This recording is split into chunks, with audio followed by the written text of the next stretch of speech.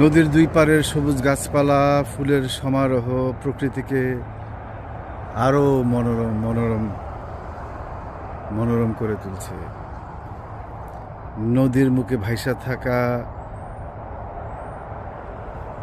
এ যেন একটা স্বর্গের দৃশ্য। নদীর এই কলকল শব্দ শান্তির পরশ বুলাইয়া যায়। সকালে সূর্যোদয়ের সময় এই নদীর এই পানি সোনালি রঙে ভাইসা ওঠে।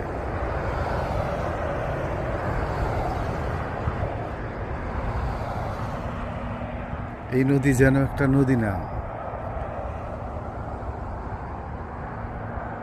এইটা জানি আমার জীবনেরই একটা অংশ।